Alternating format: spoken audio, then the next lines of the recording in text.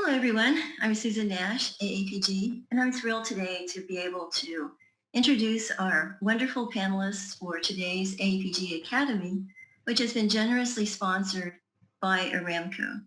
And I'd like to go ahead and encourage you to turn in your questions to Q&A, and also just to encourage you to enjoy and think about what the panelists are presenting, because at 1 p.m. we will have 30 minutes for Q&A or however long it takes. So I'm excited about this.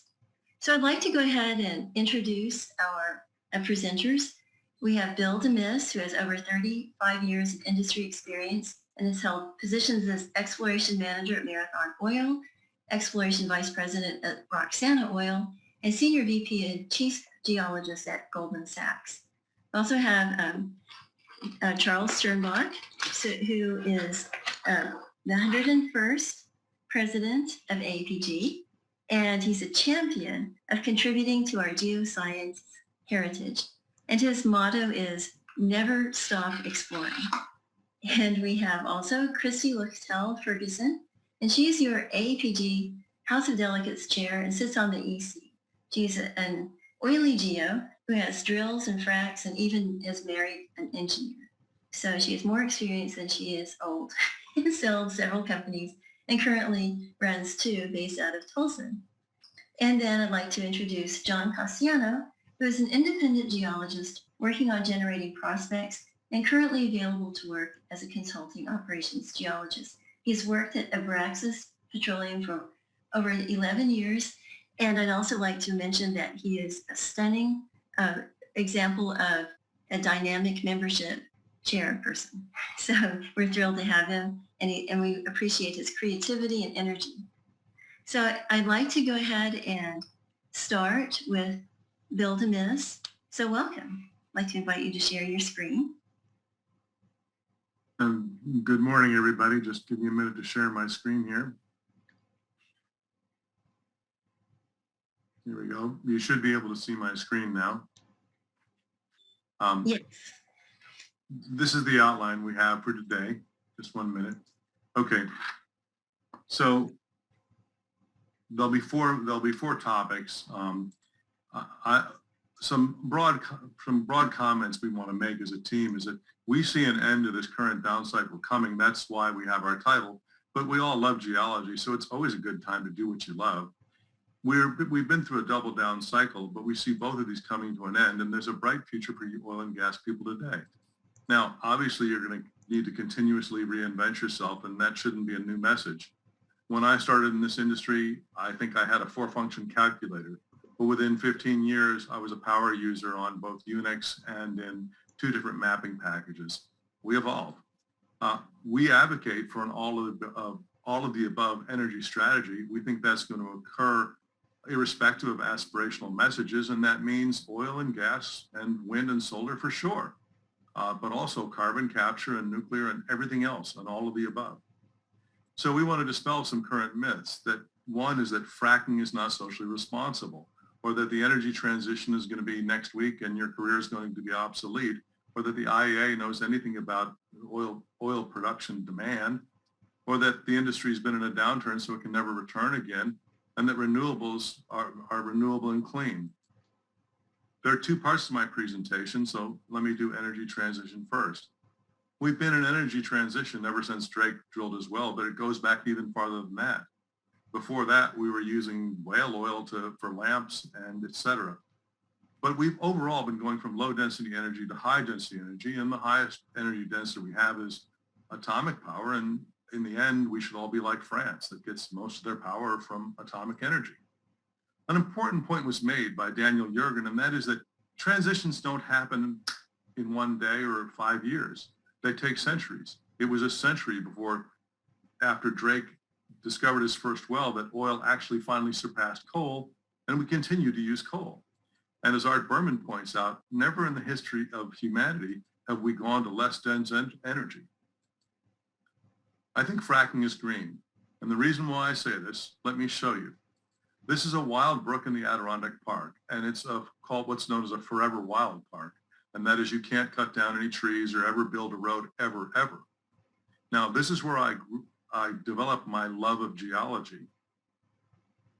And I also developed my love of the environment. This is a really cool stream because it's a tiny stream, but this plunge pool here is an artifact of the Pleistocene. So I know where this pool is, but you could never find it because the Adirondack Park is very, very wild. I caught my first trout right here. But unfortunately, the Adirondacks are burning down and there's no fish left in the creeks there. And that's because of acid rain. But look what's happening in our country. Our CO2 emissions are down 16% relative to our Paris Accord base. They're down to where they were in 1993. And our economy has doubled. And this is all because of fracked gas. And if we look around the world, we're 15% of global CO2 emissions and falling, and other countries are, like China, are pursuing an all the above strategy. I feel like as though it's regrettable that they're including a lot of coal, but we also see India coming online. So there's a lot of CO2 coming into the world, and it's not just the US. The important thing is that fracking has reduced our dependence on coal, and that means our per capita emissions are the lowest they've been in a long, long time. The good news is the acid rain is ending in the Adirondacks. And what you can see on this graph, I'm not going to belabor it, but the nitrous oxides from the coal is diminishing, just like all the other red arrows I showed you. So the fish are coming back to my brook. And that means, because of fracking, I'll be able to bring my new grandson here in 6 years and probably catch a trout, and we'll catch fish until the day I die. So fracking is reducing CO2 emissions, and it's stopped acid rain and all the mercury and the nasty that goes with it. So I assert that fracking is actually a green technology. It's improving our planet. It's not perfect. No, it's not. But I want to be clear here. Many people have derided fracking for destroying the environment. There have been many studies on fracking, and virtually none of them show pollution of groundwater. Are there problems with microtremors? Yes, that involves injection. But the idea that fracking is destroying the environment is just not true. Two countries, can you tell where the border is? One relies on biofuels and is having a real problem with soil erosion. The other country consumes lots of oil and more oil and gas than the other. And they have their forest, and they also have a higher standard of living. Now, access to energy and a higher standard of living doesn't just mean more toasters and TVs. It also means social evolution. So you get progress on social issues as well as a cleaner environment. And again, I'm not saying there aren't problems with oil and gas, but for every dime of problem, there's $1 worth of benefit. 2 billion people rely on cooking inside with wood and dung. And according to the World Health Organization, this is resulting in 2.5 million deaths per year. Now, I kind of have a dog in the fight. I have family that are Ugandan, and I was heartened to see that the president of Uganda wrote this letter to the Wall Street Journal. And he laments the fact that the NGOs are pushing them to unreliable energy. And what he says is that they need reliable energy to lift themselves out of poverty. He goes on to explain that a lot of NGOs are trying to cut off their funding to facilitate their transition to non-renewables. They need that to pull themselves out of poverty. One of the comments that's floated back to me, the term is environmental colonialism. They kind of feel like as though northern white countries don't really have a right to pull the ladder up after they got theirs. Let's do a little bit of math on these low density energy systems, and it's all about energy density and the impact it has, how many acres it requires to generate this. So I'm going to do something like Scott Tinker's batteries that he stacks up. I don't know if you've seen that before. But the problem with low density energy machines is that they are going to disturb a lot of the land ecosystems, and they require a lot of mining. You have a double whammy that's bad. You're going after low density energy, and in the case of wind turbines, you need a lot of material to harvest that energy. And so, yes, there are externalities, as I wrote in my abstract for this, there are externalities to low density energy. This is the amount of electricity we consume in this country. And if we back out the green power, it's quite a bit, 3.4 million gigawatt hours. And that doesn't include things for energy intensive things like steel and cement and such like that. This is the Rose Rock power plant out here in right here in West Texas. And it produces a lot of power, 263 gigawatt hours. And wow, that looks like a lot. But actually, if you convert that to oil, it's less than 250,000 barrels of oil per year. And the problem is that you have to clear the ground when they make these things. And this is common. And the problem is you're destroying the biosphere. And that means there's no place for the cactus, horny toads, and snakes and everything else. So I call this strip mining for solar. And strip mining is, that's not a good thing. And if you look at the other big solar plant, Ivanpah, they did the same thing. They cut down the Joshua trees and they, according to some environmentalists, they killed the desert tortoise. Here's the site where you can convert megawatt hours into barrels of oil, which you might better understand to get an idea of how big some of these projects are or what they really mean. Now, people have said we should go to an all-green power grid by 2050. And I want to be clear here. I'm not against solar power. I'm trying to get solar on my rooftop too. I want to be green too. But let's think about what we're asking when we say we want an all-green power grid.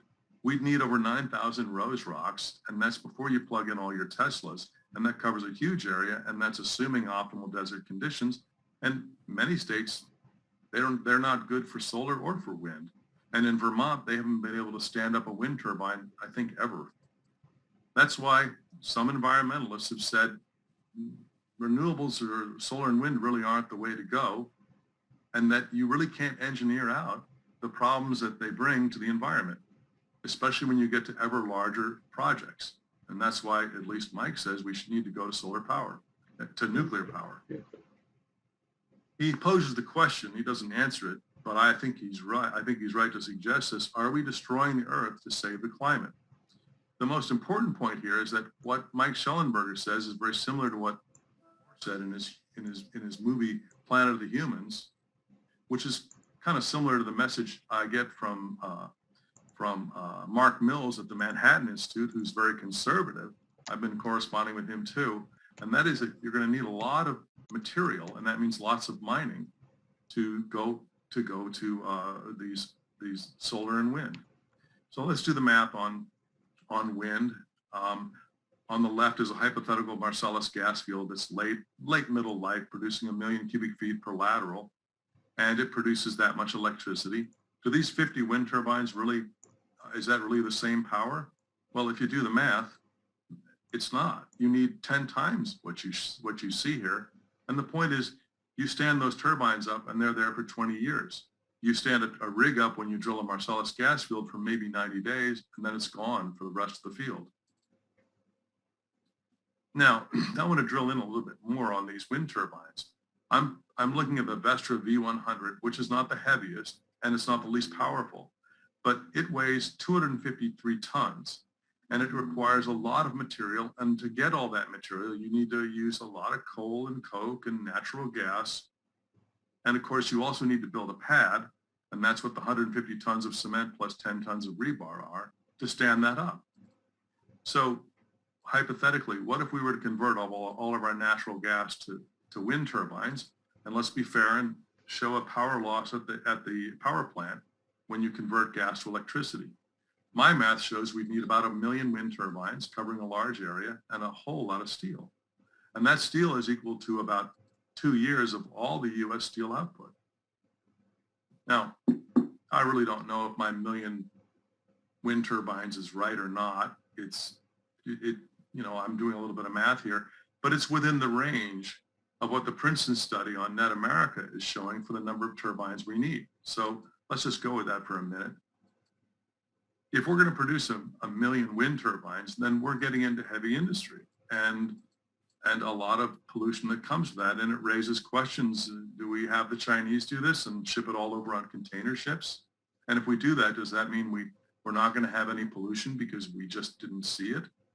And I want to be clear. I agree. This picture is overly dramatic. Nobody makes steel like this anymore. But in the US, we'd use natural gas. But even the Chinese, God bless them, they don't have factories that look like this anymore either. But they will use coal, ask Dr. Tinker. And it raises a question of, should we have people that don't look like us live with the acid rain and the soot and the mercury and all the other things that come from using lots of coal? I think coal's bad. I think I made that clear on the Adirondacks. And it raises in my mind a moral issue about maybe we should be building all this in our own country so we can really see what it is we're getting into. Surface area.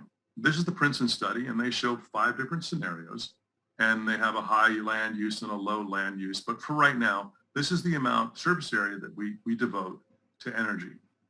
Wind is shown there and solar. But what if we go to a scenario with no nukes and no fossil? They admit that 17 million acres of solar farms will need to be built, and a lot of that can be on rooftops and all for the good. But it also means 250 million acres will be devoted for wind turbines. And they actually have to ask themselves in their report, is there enough area acreage to accommodate all these wind turbines? And they answered, yes, there is.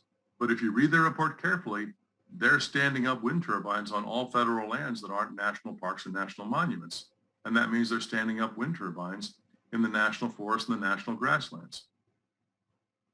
So think about that. Think about the national forests you've been to. Are you comfortable seeing on about every 90 acres a 2 megawatt wind turbine? And remember, each wind turbine is going to need a road into it, and not just a rough 4-wheel road, a road that can bring in one of those big semis to bring in those enormous blades that we've all seen on the highway, right? And it'll also need power transmission lines. A big part of what informs the American psyche, I think, and the reason why we love the outdoors is because we have so many beautiful national parks that are a treasure, and so much national forest where we all go camping. I think everyone goes camping, at least most geologists do. Are we really willing to do this to get to net zero? Here's their minimum land use scenario, and this includes 250 atomic power plants. And this is a lot less wind and less solar. This is another alternative they show. They have 5 different ones, and I recommend everyone look at their report. This is a little bit better, but again, this relies on atomic power, and people aren't comfortable with that yet. What about power transmission lines? This is their data. This is in the maximum land use case. And what they show is a 4-fold build out. And I think that's going to be impractical because people don't want these large transmission lines, which gets to my final point. And that is that you see a lot of environmental groups and communities pushing back on these big projects. This is from Princeton's webpage, their own video, and you should go out and look at it. But he admits, the project lead admits that they've stood up a lot of wind turbines in Iowa, and they've brought on a lot of wind turbines, and I think that's good. I'm happy that we're going green. That's a good thing. But the locals are saying, okay, we've done our part. We don't want any more. Now, they looked at just Iowa, but let's go around the country. The Gemini Solar Project and another project out in the Mojave Desert being opposed by environmental groups, and the rich people in the Hamptons didn't want to see wind farms, so they got those moved, and the wind farms in Nantucket were opposed by lawyers for 14 years, and environmentalists stopped a small project out, a small solar project in Maryland. And I think in that case, good for them, because they were going to cut down trees that were hundreds of years old. You look around the country, I'm not going to get into all the issues here. You can read them for yourselves. The people of Pennsylvania opposed a small solar plant. It was only going to cover 138 acres, but they felt that was going to be too big. If we go to a no fossil, no nuke scenario, and you need 17 million acres, we're going to be needing to lay these down in swaths of 100,000 or 10,000 acres at a time, right, to build this out. Ultimately, though, where this gets to is these are all stakeholders in their communities, and these stakeholders have rights. And if a community doesn't want fracking, I say good for you. It's your community, and you have a right to determine what kind of world you want for yourself and your children in your community. But this also translates to the people in Pennsylvania, or for that matter, the people of Uganda. Now let's go into oil demand. There's been a lot of talk about the IEA, and this quote really didn't get enough press, and that is that they can't imagine people not thinking like themselves. And their analysis has always been aspirational. And what's more, their original charter was to prevent energy shocks. And if you look at the UK, they've not really been doing a very good job. And like I said before, a lot of countries want to go to an all energy use policy like China. So we feel a better predictor of oil demand is OPEC, and they see demand rising for quite a long time. But let's get to home. Okay, this is our own EIA. And they show us using low density energy, and it's going to be increasing. But notice, it doesn't like snap overnight. In 5 years, we're all electric. They actually show increasing energy demand, natural gas and petroleum until 2050. We flew to the moon, and the most important thing we found was this beautiful blue planet. It's a wonderful place.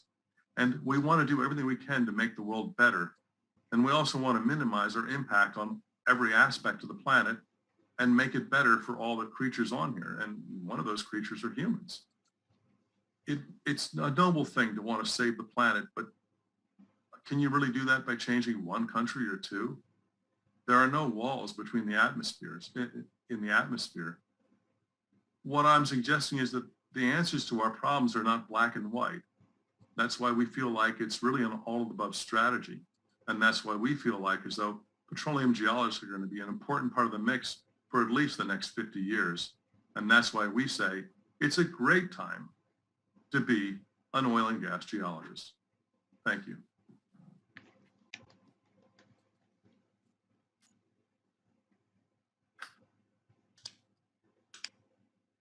Thank you. That was really wonderful. I really appreciate it. So I'd like to introduce our next speaker. So I think that Christie Ferguson is going next. So welcome. Yeah, well, thank you, Bill. And John Cassiano and I will talk about why the future is bright for being an oil and gas geologist. I'm going to be petroleum. I tell everybody I'm going to be petroleum until the day I die. So that's my stick, and that's where I'm staying on it. So, oh my God, she just said petroleum is a title of my talk, guys. So what are we up against? A lot of us that are here hardcore going to stay oil and gas. I love to drill wells. I drill wells all the time, do recompletes. I spend a lot of time in the field. We just shot a 37 square mile seismic shoot. We're doing exploration. We're drilling wells constantly. I don't see that changing. Why? It's in my blood, but it's also going to be needed for our futures, and there's going to be careers in them. Before you guys are following on LinkedIn, you're seeing a lot of open to work, so now they have jobs. So things looked rough last year. They really did, but things are not looking as bad right now. So we're always in slumps. We're always coming out of it, but words are constantly changing. Saying the word oil and gas and saying the word petroleum, oh, those are the bad buzzwords now. Now the words that are the fun words are renewable and EV cars and green and carbon and transition. Are we against all that? No, really, we're not. We need a lot of help, and we'll talk about that in a minute. But they just had the World Petroleum Congress in Houston last week, and the whole bent on that came, and I love this quote here, guys. The Saudi Aramco's CEO, Nasser, he stated, "I understand that publicly admitting that oil and gas will play an essential and significant role during the transition and beyond will be hard for some." Okay, but admitting this reality will be far easier than dealing with energy insecurity, rampant inflation, and social unrest as the prices become intolerably high. We can point right now to Europe on that one, and seeing net zero commitments by countries start to unravel. So guys, it sounds really great to say that, hey, by 2050, we're going to be no more needing oil and gas, but we've got to have a reality in that. And that's why we're really here to show you what that's all about.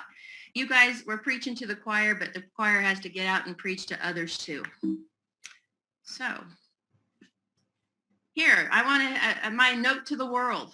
Oil and gas isn't easy to find and definitely not easy to recover. For you guys that look at oil recoveries, we get so excited if it crosses 5% recovery. Come on. So when I started in industry, I started in 96. I was supposed to have been technically, the end of my rope. I wasn't supposed to have a career. When I graduated from college, they told me you could do research or teach. A career was not part of it. I did start at Exxon, so I was very blessed with that one. But we all had this pinned up on our walls. Why? We looked at our big oil discoveries in the United States. So I want to stress, these are big U.S. conventional fields that had been found. So in the 30s, they had found the East Texas Woodbine field. They found part of the LA Basin. Then, in the 60s, they finally got approved. It came online in 77.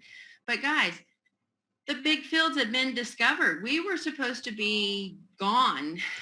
And so we recognized in the 80s that we needed something more because we love our lifestyles and we're not willing to give that up. Nobody's willing to give up our currently stretchy underwear or any things that go along with our petrochemicals. Bless them, right? So we are we're very looking for the end of days here. The 80s, everything was going to, we're looking for alternatives. I mean, we saw all these kind of cartoons. The U.S. in the 80s, we were importing 75% of everything that we were consuming. Our consumption rates have grown over the years. I don't see any of us going backwards and living in tiki huts anytime soon or giving up our lifestyles. So renewables, we need something. We're not here to beat the drum that we don't want renewables. We need something to help out because all of you guys that are out there looking at oil and gas recognize that it's not easy. But I'm going to say that we're lucky. I mean, geologists, we're lucky. I depend on that most of my time. We were lucky here because during the 90s, the late 90s, oh my gosh, if you guys are around in the late 90s, that was a true downtime. I mean, we were hoping for $12 oil. And guys, it rebounded. They deregged gas prices. We suddenly got gas prices rebounding. And guess what? We respond to commodity prices. Wow, what an incredible idea for capitalism. Oil and gas prices rule our thinking and rule our creativity as well. So, the Barnett shale play takes off. Why? Because if prices rebound from $1 an MCF to suddenly $6 to $8 an MCF, you get really creative on how to get that out of the ground.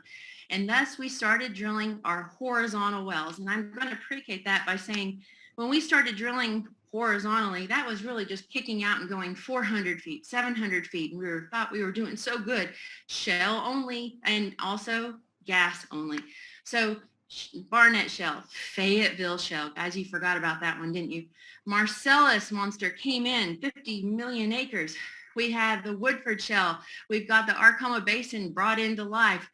Haynesville Shale, only gas shale plays. Why? $14 an M was going to stay on the books forever until it didn't. But we got very creative during these times. And suddenly back in 2006, 2007, I am thinking that a 2,500 foot lateral was awesome. You guys were too.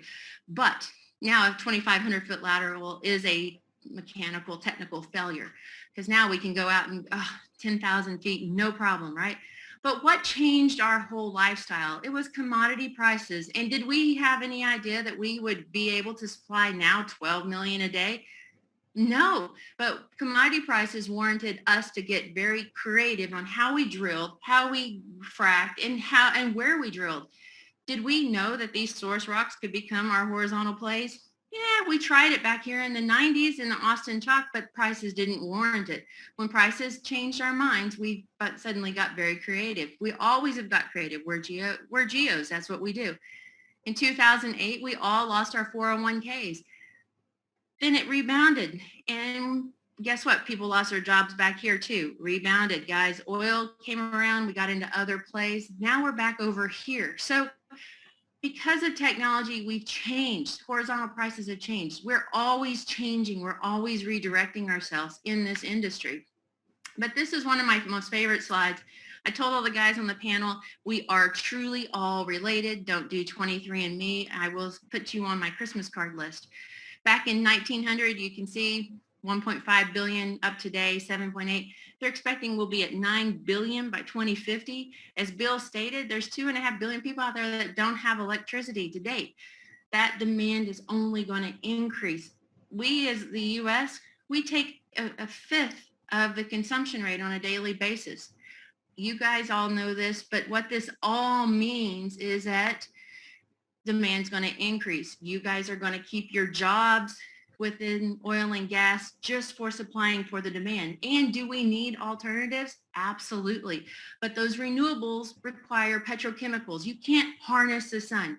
You can't harness the wind without having devices of which to contain these things. We need our food. We're going to need even more food. COVID taught us we like food a lot more than we even knew about. And so now, guys, we've got food supply issues already hitting us. So with 9 billion people, we're going to need more energy to provide that food.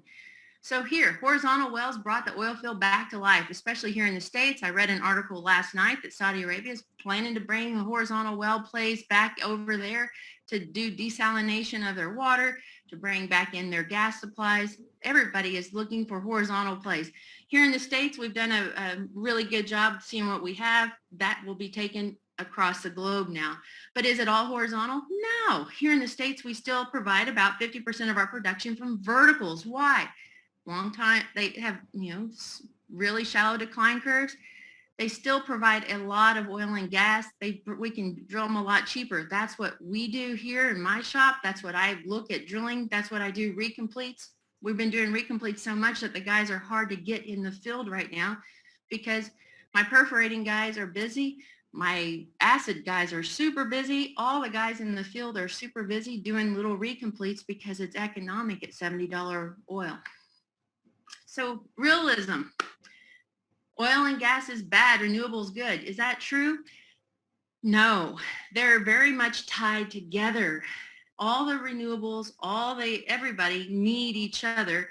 And so instead of pointing the finger saying one's bad, one's good, they really need to get on board because you can't harness the wind and you can't harness the sun. You can't capture it without using a lot of material and getting a lot of stuff out. Now, Bill showed you guys great details on this, so I won't lament on it again.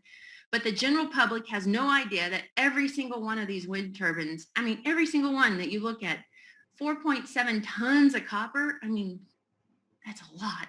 355 tons of steel. I'll let you guys look at these numbers. They're gigantic, but that's a lot of energy to get that out. And of course, you all know that when you plug your car or anything into the wall, everything comes from pixie dust and unicorns. So all this, guys, is dependent on oil and gas, which means jobs in the future for oil and gas. We're not going away anytime soon. Now, electric vehicles, yeah, it looks like Ford's going to push us into a corner where we're all going to have an EV. And guess what? We all love EVs, and electric vehicles love the oil industry because each one right now currently has around 772 pounds of plastic in them. Well, you like your plastic cars? We all do. I really like the old 57 Chevys, but because they weigh a ton, and they can, especially with my now 13-year-old going to drive in a few years, I'd rather him have a tank. But 772 pounds of plastic, that's a lot, guys, per car. And of course, all of these require my unicorn dust pixies, into the cars when you plug them, into the walls when you plug them in. So once again, people have got to have a realistic view on what a electric vehicle really entails. It's very much a petroleum byproduct. And so we love them too. So all these electric vehicles, the renewables, they go hand in hand. It's not we're not going to have our careers. So whenever I talk to the universities or the students or anybody that's online right now looking for work, guys, the jobs are coming back. We've got to have oil and gas in the future. We've got to have a lot of energy in the future. There's just a lot of people out there, but we're got to have more of a realistic view on how this is all going to work together instead of demonizing one versus the other. So, John?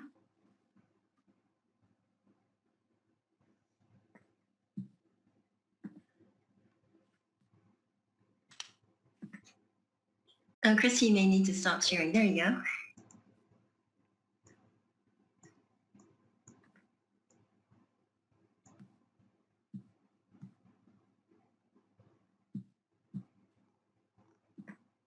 I can't get to my window here real quick. Just a second, guys. How's that? Good. Good.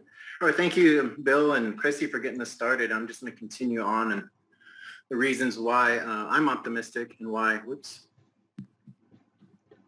I'm going to continue working petroleum. Since I started, I guess kind of willy-nilly, I wasn't really concerned about the future prices or anything like that. I liked geology. I loved oil and gas, and I'm in it.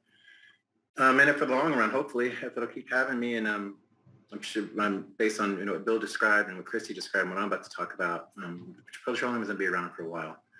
So I'm going to go over the bright side. A good time to be in oil and gas, true story. Petroleum improves our environment. We need more petroleum if we continue down this road to transition. Sorry, I need to move my screen here and blocking my view. Can't see the right side of the screen.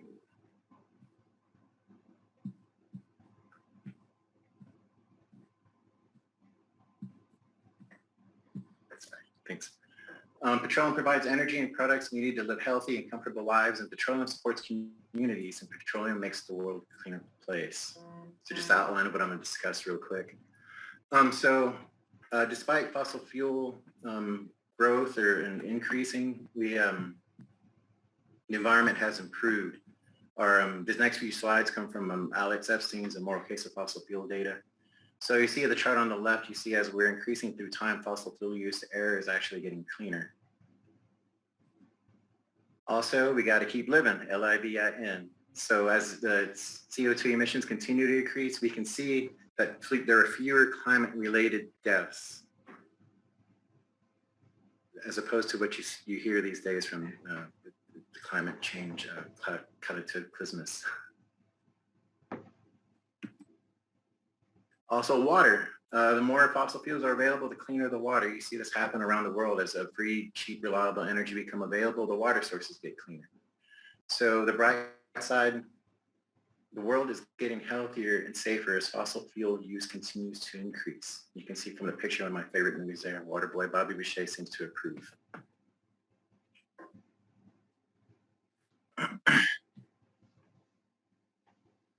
Next slide. Here's a figure from Mark Mills and his Mines, Minerals, and Green Energy reality check. So I heard this the other day on a podcast. The Colorado Oil and Gas Association director was talking about how in order to make one EV battery for one electric vehicle, you need to move on average 500,000 pounds of rock. So if there are 276 million cars in the US and only 2% so far are EVs, to replace the rest of the cars with combustible engine cars with renewables, electric vehicles, you would need to move trillions of tons of earth. Also, and Christy mentioned before, the rest of the car, 770 pounds of plastics are still needed from petrochemical products. Also, 30,000 tons of iron ore and 50,000 tons of concrete and 900 tons of non-recyclable plastics for one single 100 megawatt wind farm. Also on the right, you can see on the left the solar PV, and you can see the materials used per ton per terawatt. So it's going to take a lot of energy. It's going to take a lot of oil and gas, take a lot of petroleum, a lot of diesel to move that kind of rock. Also, if you take a look on the right, you can see how it compares to natural gas. So how much petroleum do you think it will take to accomplish this feat? I don't know if Mark P. Mills has actually addressed this question. I think it's a number that even him and his group have found hard to calculate. It's an astronomical amount or more, as they say. So the bright side, massive amounts of more petroleum is needed. Petroleum is not going away. Also, there are over 11 million people that are, sorry, I can't see the top of my screen again. Oops.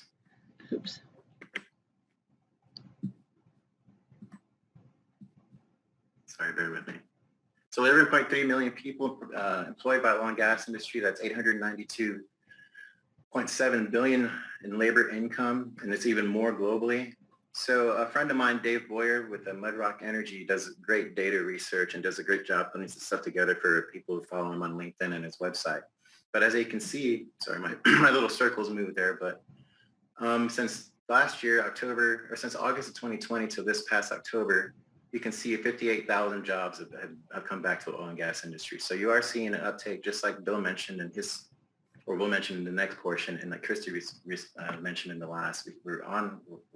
I think we're finally out of a bus, if that's what you can call it. That I could like to call it an opportunity in the oil and gas industry, but things are getting better. So the bright side, why I'm still excited about petroleum, is in 2021 we've seen employment recovery. Oil and gas is everywhere. We should be excited to provide petroleum-based products so people can literally live. There's over 90 products found in an emergency room, and plus 6,000 products you use every day. So you see on the left, things in the hospital that are all the plastics, everything's around it. I mean, you can't take a look around anywhere, your house, or even especially in the hospital, that there aren't products there that are petroleum-based that don't help thousands, or not millions of people every day in the hospital to save their lives. Also, petroleum products help keep people warm, especially when they're out like this bunch and at the university, through the University of Arkansas up in Montana for a field camp 12 years ago. Also, petroleum products help keep us cool, like the two young men there on the river, in the Guadalupe River down in South Texas. Also, petroleum-based products help us get through the holidays. I don't know about what y'all do for the holidays, but sometimes you need a little bit of whiskey here and there. Also, petroleum products provided the plastic to protect our kids to go back to school. You make petrochemicals offer plastic to make prosthetics. Petrochemicals allowed me to take a break this past fall, I guess, up in Denver for the Image conference. I took my bike, took my truck, full gas, actually drove from Texas. And I took a break there, went on a little mountain bike ride up on Tabletop out in Golden. Also, petrochemicals, petroleum's used in medicine, including the COVID vaccine. Also, petroleum can be relied upon during emergency natural disasters. Petroleum products are everywhere. The bright side, and why I continue to be optimistic about petroleum and enjoy working in this industry, is even with a fully electrified renewable grid, we still need petroleum for all the products we see, use, and need to live long, healthy lives. Oil and gas industry helps communities. New Mexico Oil and Gas announced a $1.6 billion surplus in the state's general fund in 2021. Texas Oil and Gas provided $13.9 billion in 2020. Colorado Oil and Gas provided $1 billion that went straight to schools, infrastructure, and social assistance programs. So there are millions more donated from public and private oil and gas companies every year. And I also want to mention the volunteer hours.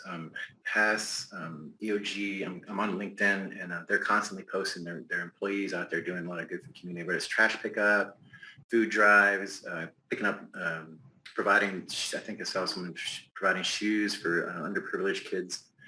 But the oil and gas industries, you should be happy to be involved with them.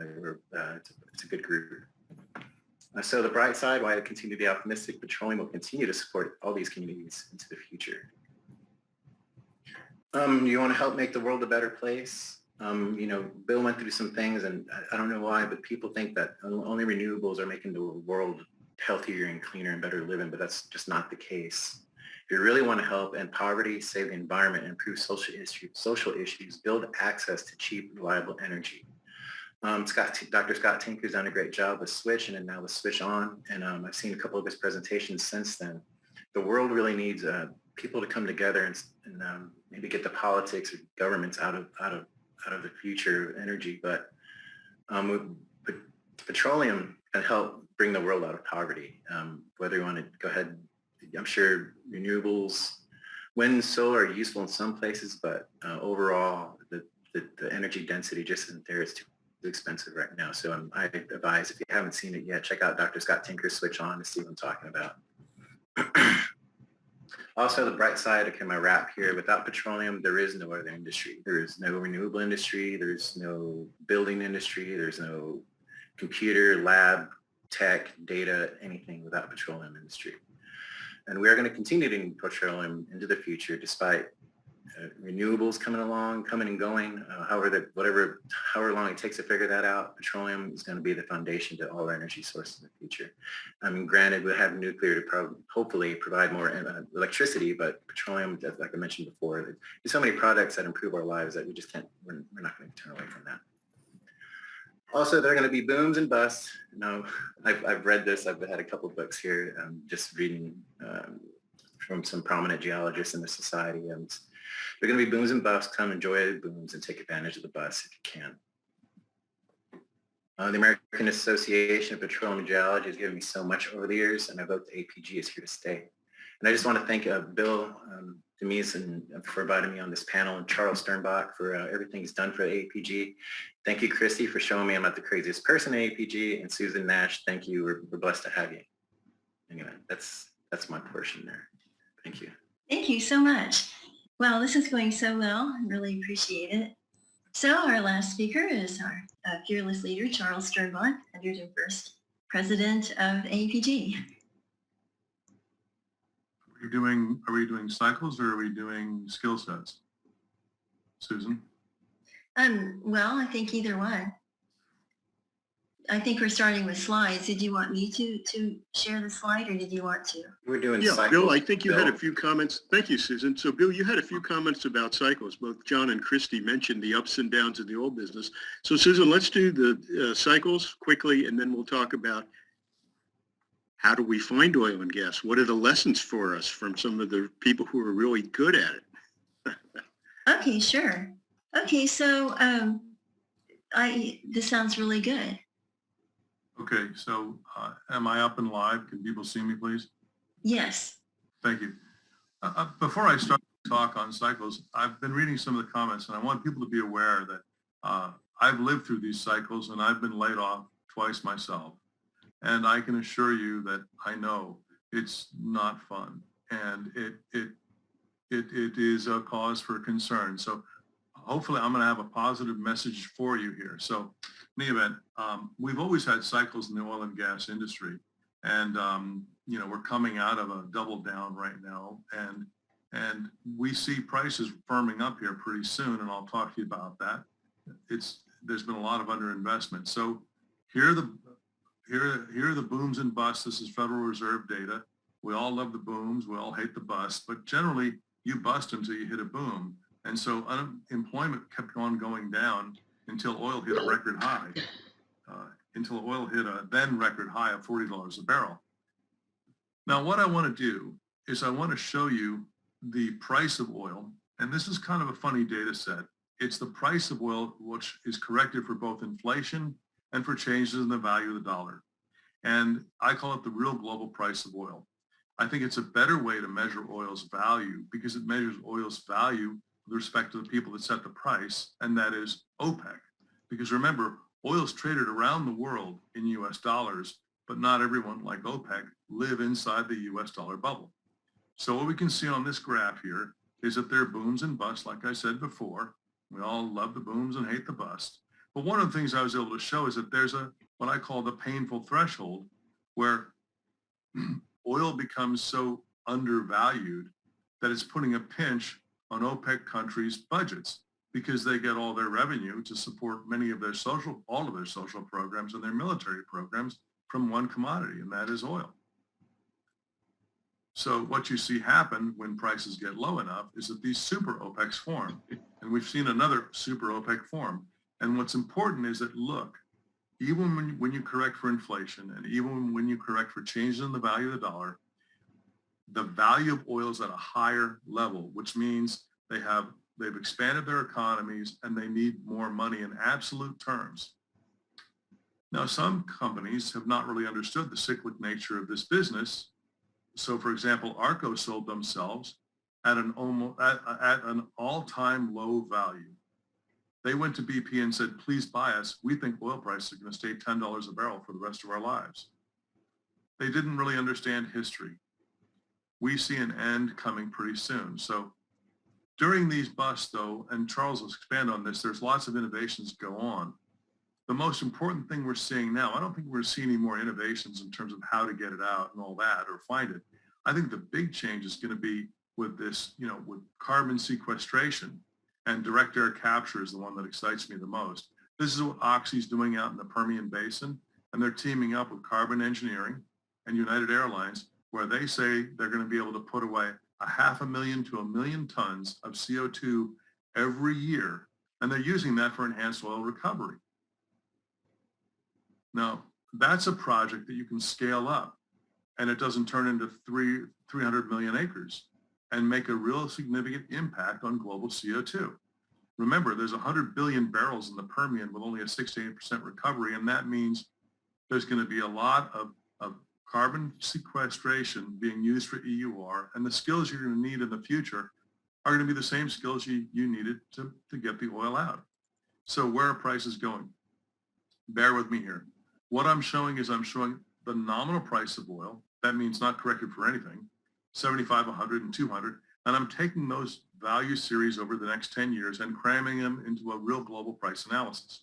And so in this case, from here forward, I'm assuming we have 4.5% inflation, and we know inflation is running a lot hotter than that right now, and only a 15% drop in the dollar, which is not much compared to some of the vicissitudes of the dollar. Now, compare where we were in terms of real global price value. $150 to $200 a barrel looks kind of reasonable.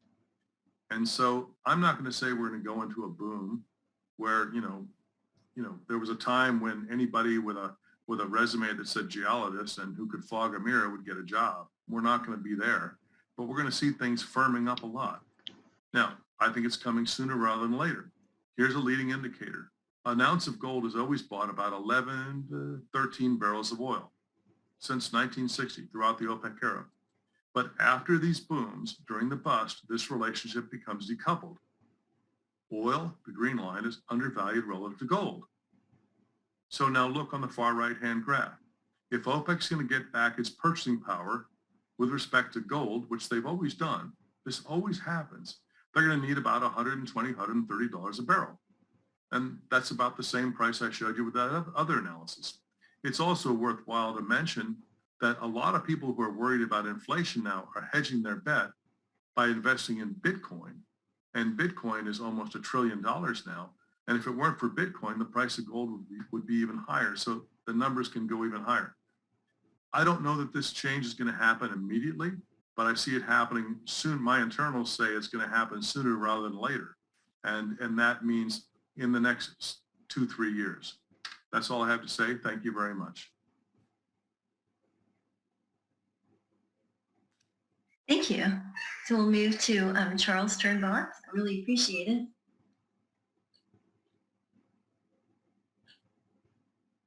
Perfect.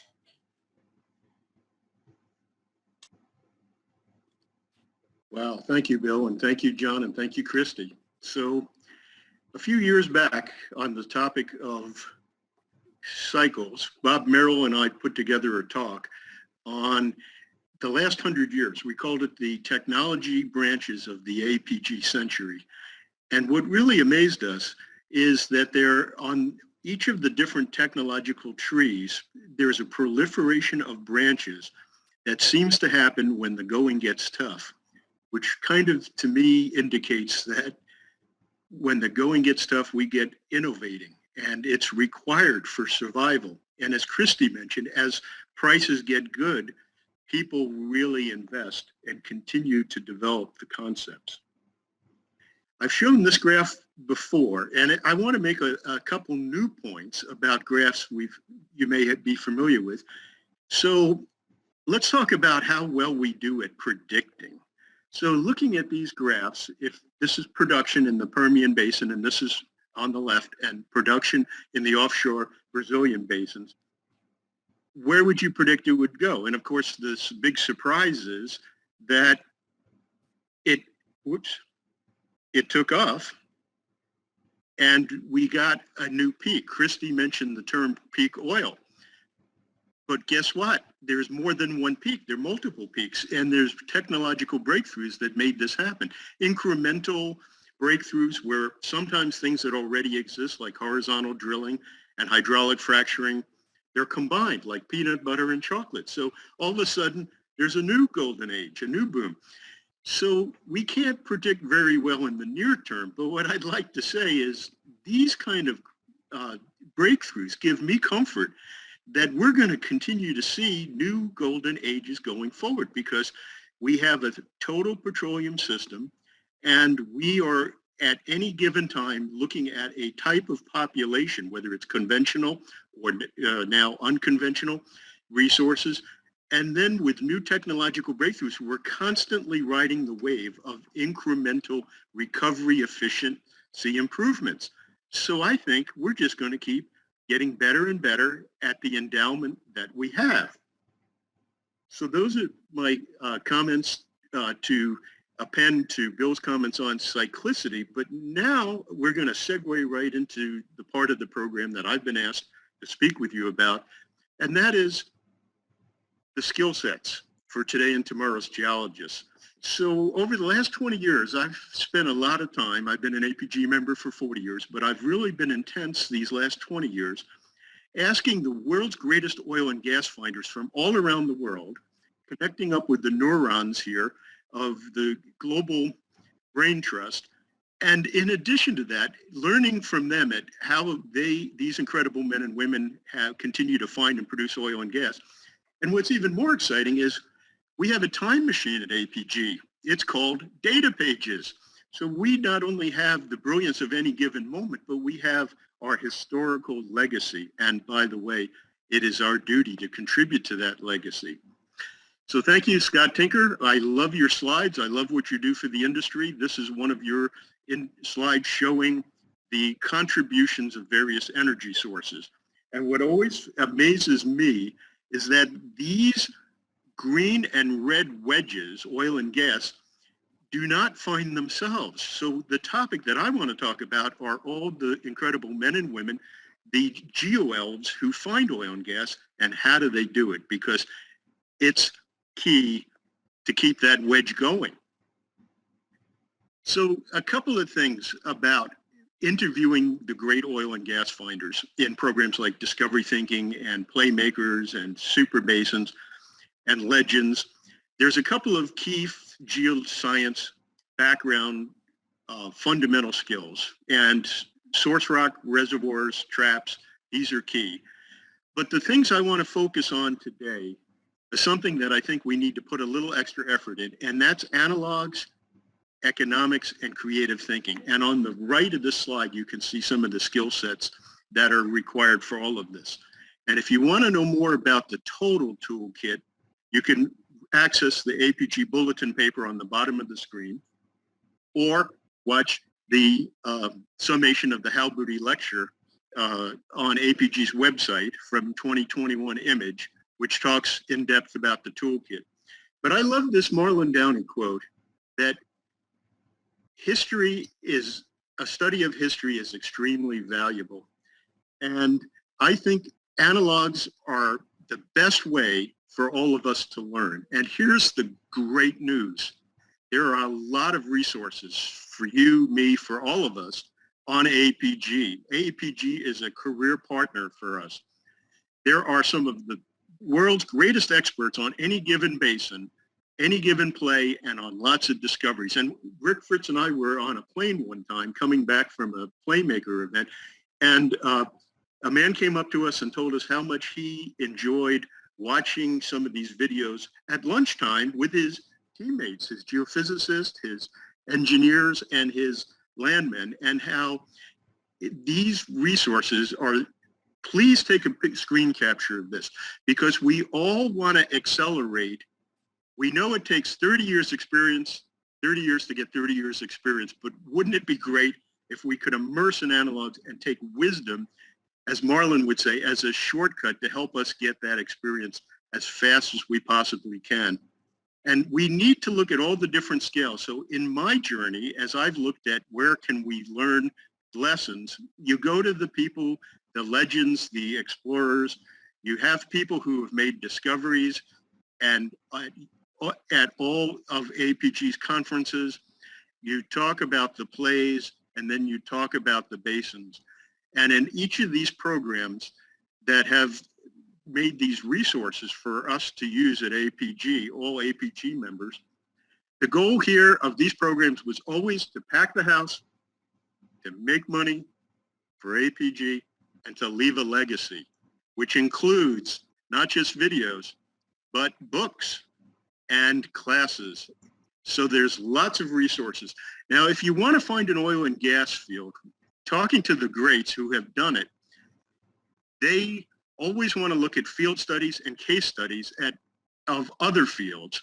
And what better field studies can there be than giant fields? Because giant fields drive the entire ecosystem. A giant field discovery not only makes an economy of a region better, just ask Guyana and Suriname, but it creates technology needed for that field, and that allows technology for all of the ecosystem of fields of all sizes. So these are some great resources, these giant field memoirs, and there's a new one coming out. And hey, they're not just paper. Oh, by the way, I have a copy right here in paper, but we have digital, and we have a GIS database put together by John Dolson of about 1,000 of the world's giant fields. And there are some great new paradigms to learn from this. And the best part is you can take this database, global database yourself, and come up with your own paradigms and interrogate this. There's a lot of great information here. I want to give a shout out to Dr. Claudio Bartolini. As you continue to get your APG bulletins, please keep a lookout. We've had several APG super basin special issues. So for all of our friends who are tuning into this class around the world, there are many basins that have papers or that will have papers. And the concept is we're always going back to some of these great basins with new ideas and new breakthroughs and new economic scenarios. But the basins and the fundamental geology, these are studies that we need to keep handy because the fundamental architecture of the basins doesn't change, and we need to be ready to react to new opportunities. So I mentioned a little bit about APG and the key role in providing the science as providing a platform for each of us to learn science.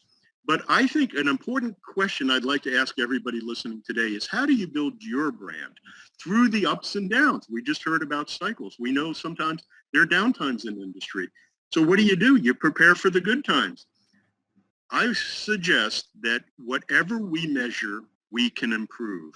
And if we want to be the scientific organization of greatness, that is our mission statement, we need to keep track on each of our own scores for how much science we are contributing to our global community. So I would like to ask 3 questions. If you have access to data pages, how many contributions have you made in papers, presentations, session chairs, and what is your plan to improve your contributions?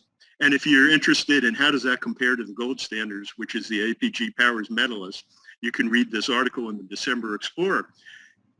But here are some ways that you can improve your score. Here's some simple ideas. Present a paper at APG Image or at ICE Cartagena or at UrTech. There's some great conferences coming up, and you can contribute, and you will build your brand so people know what you have to contribute. Another way of technology transfer is through role models. And so for many years, we had legends of the oil and gas business. But I want to give a shout out to Claire Bailey on the far right of this slide. When she was president of the Southwest section, she put on a program where young people 0 to 5 years in the oil and gas industry met with students about 5 years younger that were looking to get new hires, were communicating with future hires on the skill sets. And it was the most fascinating panel I'd ever heard.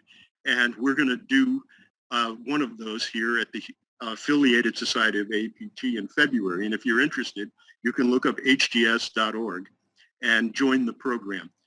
But I'm really excited about that. As we look at what we've called the super basins around the world, we know that the onshore basins are dominated by horizontal drilling and hydraulic fracturing, offshore basins by geophysical imaging. And like Willie Sutton, the bank robber, said when he asked, why do you rob banks? He said, that's where the oil is. Or excuse me, that's where the money is. I messed up my punchline, but you get the gist and the analogy. Super basins are where the oil is, and that's why we want to understand them. And our language, not so much graphs and charts, but the language of geoscientists are maps and cross-sections. Those things that we draw on cocktail napkins, that is the way we communicate all around the world. We don't even have to speak the same language. We can be together and draw an unconformity or a cross-section, and we communicate through our graphics. One thing, a skill that we all need, and Scott Tinker, you've mentioned this, that we need to go out and be ambassadors for our industry. And as Wallet Prass said nicely here in the quote on the bottom of the page, good geologists make good neighbors. We need to do like these examples I've cited here, who have worked within their communities to be good representatives for our industry. And we all need to take lessons here. A lot of talk lately about the skill sets associated with geomodeling and big data. The point that I love to make, Bill Fairhurst is a dear friend, and Bill is getting a PhD at OSU in data science. But he brings with him an entire career of geologic models in his head. And he likes to say that it's important when building models, geologists, geoscientists have to be very careful about the data that gets input, because garbage in is garbage out, and no amount of algorithms can process it if it's not done properly. And on the right, I'd like to thank Bob Shoup for these examples. These are data points of thicknesses contoured. Both are mathematically accurate, but the difference is the concept in the mind of the geoscientist. So geoscientists need to bring concepts to geomodeling, and that's helpful not just in oil and gas, but in enhanced recovery, but also for those of us who are working in CCUS.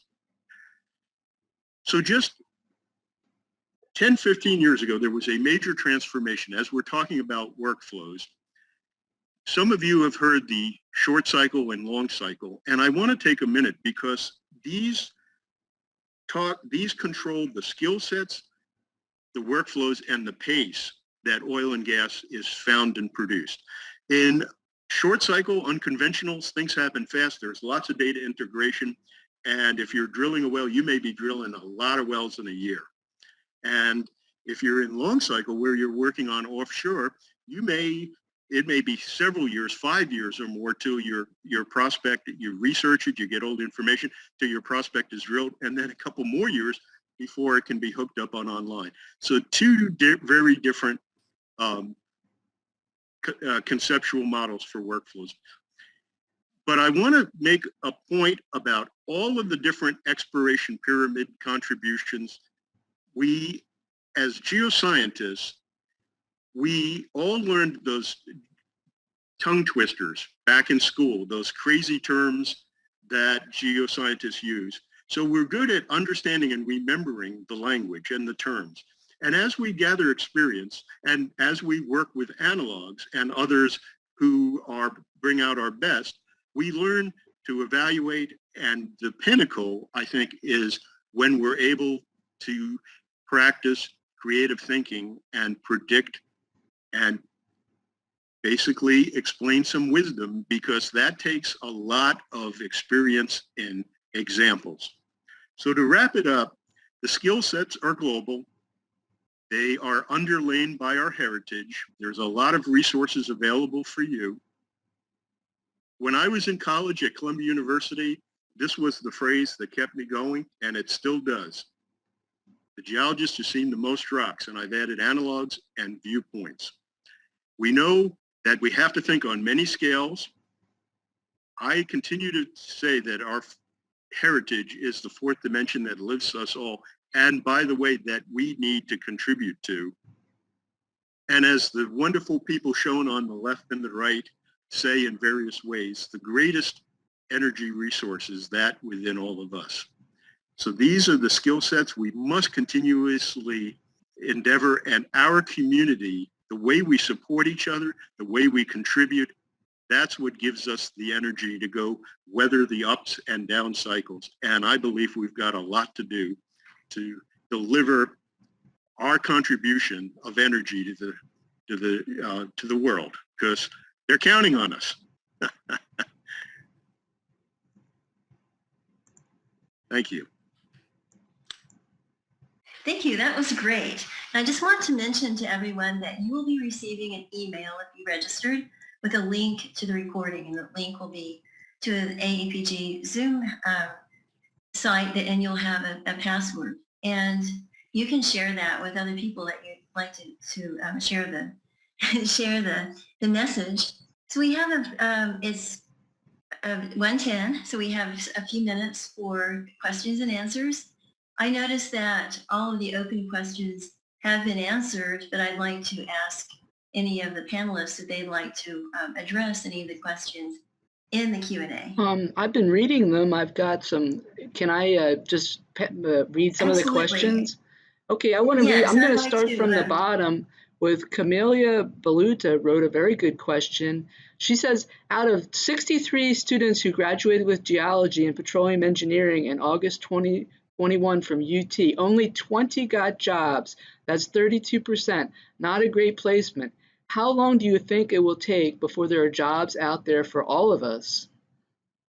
And let me jump in just a second for the audience. I'd like to introduce Linda Sternbach, who is our Vice President of Sections. Anyway, thank you, Linda. So I'll let the panelists answer that. Yeah. Can I take a stab at that? So I'm going to say that I'm excited that 20 got jobs last year. I'll start with that. All right. Because last year was a really miserable year. It was an ultimate downturn. So the fact that 20 got jobs, don't say only, say, oh my goodness, 20 got jobs. Granted, that's lower than it's been in the past, but the fact is that 20 students out of 63 in a year we had negative bottomed out oil got jobs. So let's just start with that. So it took, industry took a big hit. Everybody took a big hit last year. So when can we expect everybody to come back in? That's always the unknown. And as I actively recruit, and I actively go to schools and universities and speak. So this is not something that's unheard of here. I tell them, guys, I got out in the early 90s. At that point, only one person would get out and get a job. That's the only person that would come in to recruit was Exxon at the time. And we would have lots of people graduate. And it wasn't like I was going to a non-petroleum based school. That's what we were known for. So what I tell these guys is you have to stay in a little bit longer, and that cycle will come back around. It always does. I mean, our cycles could be 2 years, could be 6 years, could be 6 months. As I told these guys on the panel, I came back from Christmas one year. In 2009, I laid off 40% of my team in January. By May, I had to hire most all of them back and then some. We're very, very quick to adjust in this industry based upon commodity prices. So the fact that you got 20 of your kids placed last year, that's outstanding compared to most. So I would say the recruiters will be back on campus again. I see all the time on LinkedIn right now, kids are getting internships for this summer. You did not see that last summer. So the fact that the internships are coming back around means that jobs will be back out there for these students. Anyone else? I would just say persistence pays. Mm-hmm. And so a lot of times you don't get a job immediately when you complete your college degree. You may need to get another degree. You may need to continue to work, but don't give up. Well, so you have another good question here from Eric Scott. And he asks, what type of career should a geoscience student coming out of university in the next 5 years expect? What size company? What would they be doing? Would it be exploration, development, CCUS, geothermal, or energy storage mining? So this is a question on what type of career should geoscience students expect coming out of university? I guess I can start this one. I don't know, we talked about this before about students or young people expecting jobs. Really, they need to be available and open to every opportunity they can get, whether it's petroleum, mining, whatever. Whatever that keeps you able to keep learning, keep making maps, and just keep your eyes open and don't pigeonhole yourself. I'm kind of going through a career transition right now myself, trying not to. My options are wide open, and I don't want to kind of go down the wrong road. But at the same time, I got to keep active, keep thinking, keep mapping, keep working. Right. Anyway, that's what I have to say about that. Right. And I'm going to speak up too and say that if somebody expects to have a job laid out for them in this industry or now, that's never been the case. And I'll comment back on Charles. I would say I've been involved in this industry for 25 years, and I've never seen anyone been given, here's a straight out job, and you're going to be an exploration geologist or a development geologist. That's not what we do. A lot of the people that graduated with me they worked for service companies. They became mud loggers. They became, they sold insurance for a bit. Your passion will be in your geology. And so you will take whatever job wherever. And that's another thing. You cannot be picky on location.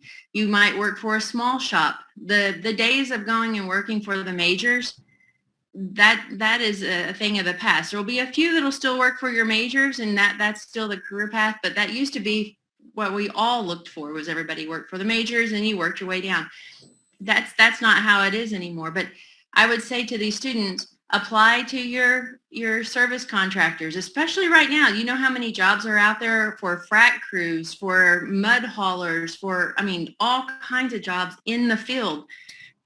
Become a truck driver for a bit in the field. Do something else. As long as you're getting experience, this will all be accretive to their bottom line, and it always has. I can't look at anybody I know that's in this industry that says, hey, I got out of school and my job put me as a development geologist. Now, your other side note of that is, are they going to be CCUS and all this? I personally can't point to people who get jobs in CCUS and these alternatives yet. That's not where my universities place people. I see them still in environmental. I see them in and a lot of hydrology jobs, tons of hydrology jobs out there, guys, tons of environmental jobs out there for the geoscience guys that graduate, especially I'm in Tulsa, but oil and gas. So I see those two big buckets. I haven't seen other areas, but that's not where we are out of. So, and I haven't seen that industry take off yet. So I would say go for the service side. And I think that's been a standard MO for a lot of careers. Your passion is oil and gas. Build your brand. And if you don't have a job right away, go find somebody to help and learn, to mentor you and give papers and be visible in your community. There's always something to do. You can help someone. And in time, you have to give it the long term, but you've got to build your brand. Well, Can I tag on to that just for a minute? Just drafting on to what Charles said, he's really right that you need to be, I feel like, as though you always need to be improving your resume and updating it, thinking about things that look good in your resume. But the main point is to be able to demonstrate to somebody what skills you have that differentiates you. That means building your brand. But what skills do you have that will help them tomorrow? It's a matter of becoming people look at you and say, I can hire this person because they have XYZ skill. And like John said, you may get a job, and Christie, you may have to go to jobs that are not necessarily oil and gas, and that's great. And maybe you want to stay there. here's a really good question for the panel from Clinton Tippett. He says the academic world isn't on board with the continued role of petroleum geology and has been destroying related programs and decimating faculty. How do we get them, meaning the academic world, to come around to the idea of training new generations of petroleum geologists? Can I take that one, please? I started this, I got this thing rolling because I've seen this very trend. And that's a big part of the reason why I fielded this is I see university, just decimating their oil and gas program because they think that in 5 years, we're all going to be driving flying electric cars. And I think that's wrong. How do we change that? Well, we've got to start right here, right now. Putting the message out that you look at the EIA data, we're not going to all go to green energy in one day. And it's not even going to be in 2 years or 3 or 5. That's the answer. It's not an easy road to hoe. Yep. And I'm going to jump in here real quick because I'm going to do a shout out to Oklahoma State University. Go Pokes. Because we have an incredible advisory board. Our School of Geology, our Boone Pickens School of Geology, I'll have to do that one too, has an incredible advisory board composed of our alumni who graduated in geology, petroleum geology, and environmental geology. We're composed of both sides. And we really support our schools. We support our academics. We support our department, especially. We've got the fantastic department head, but we absolutely support our department. And we want to make sure that petroleum, oil and gas, all that is 100% still out there. And a lot of the schools are getting decimated because I see that they don't have that underlying support. So what I recommend for schools that are going through this, getting chopped up and blown apart, reach back out to your alumni. Start an alumni board. You can't just go to the top of the university and complain. That doesn't work. You have to go back to where it counts the most, and that's their pocketbook and where they get their funding from.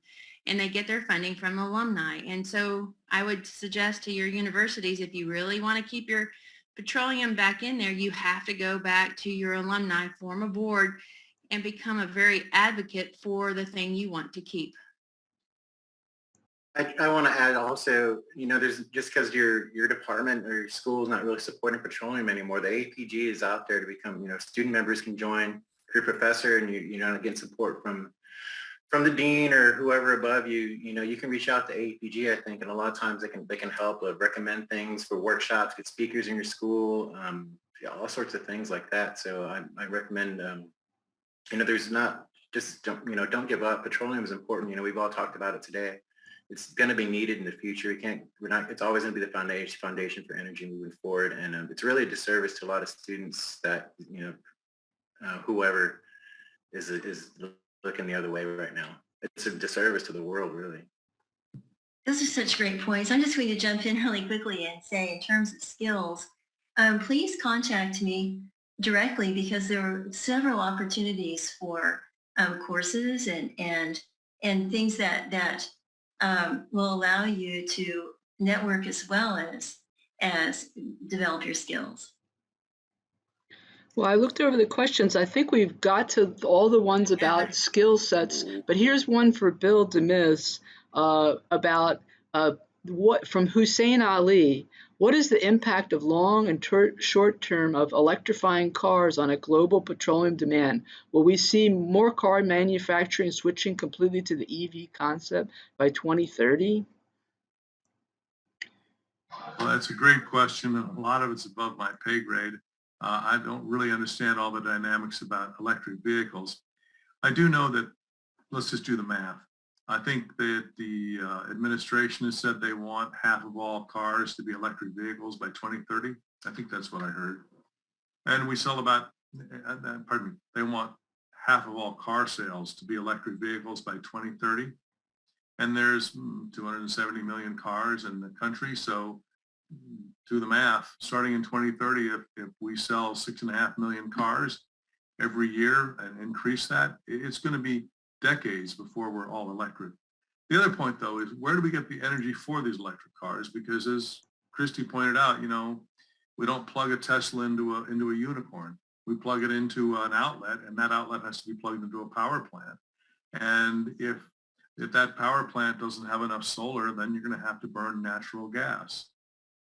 So it's a complex problem. And that's why I said in my comments that it's not a black and white thing that we're going through here. yes, we're going through an energy transition, but there's also billions of people that are coming online. And yes, we should, but you got that message before. So the question becomes like what the impact is going to be. I'm not quite sure I understand it yet, and I'm still reading up, and I hope to be able to understand that. Thanks. Can I add real quick to you that, I think that we're already starting to see these renewables and solar and these wind plants and these car manufacturers starting to see this crunch. The minerals and the elements aren't out there. They're struggling to plan, 5 years down the road, 10 years down the road. There just isn't supply. So I saw the other day on the news, the Ford Lightning, and they're stopping to take orders on those things. Like, why would they stop taking orders if they could just keep cranking them out? It's because the lack of the supply chain's all messed up because they can't break enough rock. They don't have enough energy. It's too expensive. And this renewable transition is just making oil prices and everything more expensive. It's killing their bottom line to produce all this material to make these EVs. So like Bill says, it maybe 5 or 10 decades down the road, it might even be longer than that if they can't figure out how to get around that. And it's nearly impossible. Not that I'm pessimistic, or I don't even know what you would call it, but it's a lot of work for them to try to accomplish. You make a very good point, John. I just read this. I didn't see the same study you did, but I just saw it was a lead article in the Wall Street Journal yesterday. I thought I'd bring the newspaper here, but I forgot. Lithium prices are up 240%. And so if everyone is racing to racing to build electric cars and everyone's racing to buy lithium, it's called supply and demand. If everyone's demanding it, the price goes up, and all of a sudden people realize, well, gee, this electric car that should cost $70,000, $80,000, they're all quite expensive. All of a sudden it's $150,000. That caps off demand. But you make a very good point about, the demand growth is going to be limited by supply of materials. I guess we're getting to the end, but I just want to read this one last question from Clinton Tippett. And it's kind of, do you see that the production will be crushed in North America for political reasons? And is there a scenario where the U.S. would have to completely rely on imported crude? That sounds far-fetched to me, but that's a concern of many people. Yeah, go on. I'll take that. Well, guys, I just think it's funny because, bottom line, we're in the States and we're driven by commodity prices. And commodity prices for us are telling us to get out there and produce more oil and gas. And the budgets are being resynced for most companies right now internally to drill more oil and gas. And so the only way that we would go to no production is if we go back down into $0 or negative commodity prices again. And that's just not going to happen. And the fact remains that there's too many of us to fight back. I don't ever see that happening. Like I said, 50% of your wells out there are produced with vertical wells. And so most of the operators I work with are small guys. And they've been in business for 40 to 70 years, and they know how to produce on the cheap, and they produce very well. And they're not your robust wells that you hear about online that come on at 1,200 barrels a day. I mean, we just did a recomplete last week. It came in at 65 barrels a day. And, we're doing a happy dance all day long. But, guys, these are the things that makes the bread and butter of our oil and gas industry. And that's the underlying bottom that you guys don't hear about. And this is what puts crude into the tanks, and this is what gets processed. So, no, that there would be some, abomination that would happen before that we in the States would ever allow that to happen. Bill? I'd like to tap onto that. That's kind of what I was addressing at the end of my first talk, which is, okay, let's outlaw oil and gas in this country. Okay, great. Maybe we're going to want to do that. And if that's the will of the people, okay, fine. But let's think it through. What have we accomplished? Now we'll all import all of our oil from Saudi Arabia.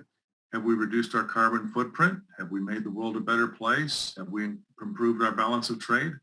What's changed? The answer is nothing. The real thing that's changed is that our balance of trade has gone down. Our dollar depreciates, which means oil is going to be costing more. And even Barack Obama understood this too. I won't get into all that, but there's a long story there. But ultimately, if we do that, then we're going to be relying on other people for oil, and most oil that is produced in other countries is not produced as prudently and as carefully as it is here in this country. And ultimately, we, as John F. Kennedy said, we all live on one world, we all breathe the same air. And so we need to be careful. I think we can do a better job with methane emissions in this country, and we should. I'm very proud of the fact that I work for Southwestern Energy, which was the first company, way before anyone was talking about this, to come out with a zero methane target. They started counting methane over 10 years ago. But ultimately, I think that American oil and gas is going to be the cleanest oil and gas, the most socially responsible oil and gas on the planet, and it should be the first barrel of oil or the first MCF of gas purchased by anyone on the planet. And if we want to turn it off, okay, great, turn it off. And let's watch the consequences. I think when things like this happen, it has a way of self-correcting through the electorate very, very, very quickly. Just a quick comment, if I may. I think we all need to speak up for our industry that we're passionate about. We need to be proud of our industry. And quite frankly, it takes courage. So I commend my fellow panelists for the courage they've shown. And when we all speak up for our industry, we are keepers of the flame. Well, thank you. We're ending right on time. So I just want to thank our presenters. So Bill DeMis, Charles Sternbach, Christie Ferguson, John Cassiano, and also want to thank our VP of Sections, Linda Sternbach. And just wonderful job. Want to let everybody know also that we are recording this, and so you will receive a link to the recording. And also the request has come in for the panelists if they would be willing to share some of their slides to make it available for our Visiting Geologist program. So wonderful job, everyone. And thank you to the attendees. Really appreciate it and look forward to being in touch. Thank you. Thank you, Susan. Thank you, guys. Appreciate Bye, it. Jane. Fun working Thanks, with you. Bill. Charles. Thanks, Bill. Thanks, Charles. Bye, John.